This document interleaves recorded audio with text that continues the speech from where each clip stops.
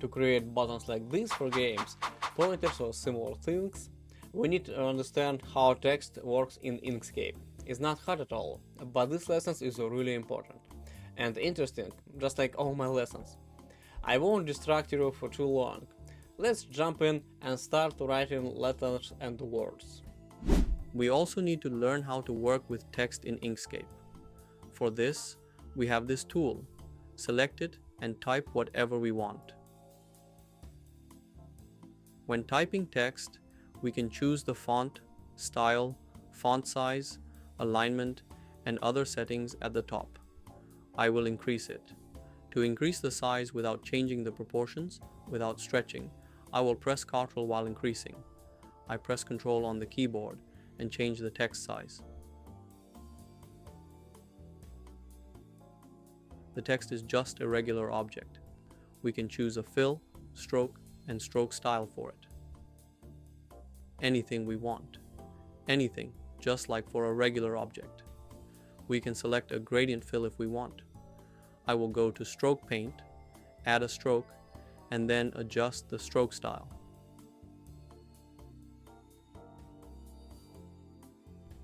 I will reduce the stroke thickness. We can choose a stroke color, for example, white or any other color.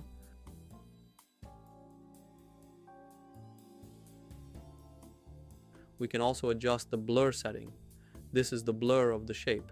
Such an effect may be useful if we want to create a highlight, for example. Let's make something like that. I will create a button. I select the text. Now I click here and move it to the front. Start game.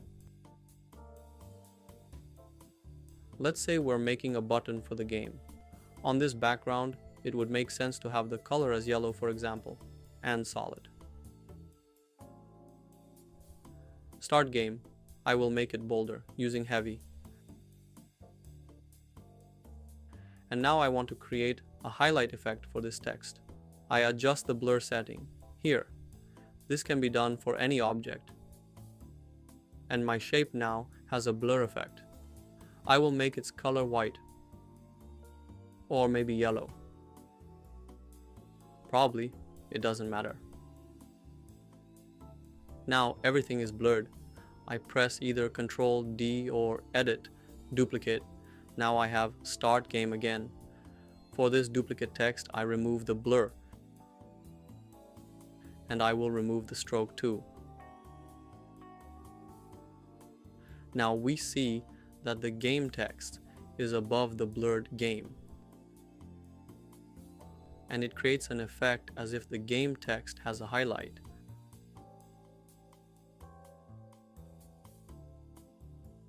We can change the light to make it more visible in the game text, and the highlight will be white. Or we can do the opposite. What else can we do? Besides decorating buttons, we might want to decorate our game, for example. And we can draw any shape. Then, we select the text. Select the shape while holding Shift, or select both shapes like this, and click Text in the top menu. Put on Path. Now Hello World is placed on our shape. We can rotate the shape. Now we can adjust its size, and our text stays on the shape. We can even move the shape somewhere else, and leave the text here. They remain connected. If we change the size of the shape, the path for the text will also change. We can use not only simple shapes, but also Bezier curves. For example, I will turn this circle into a Bezier curve using this tool, with the tool in object editing mode. Now I will add points and change the shape. As you can see, by changing the shape, the text adjusts its position.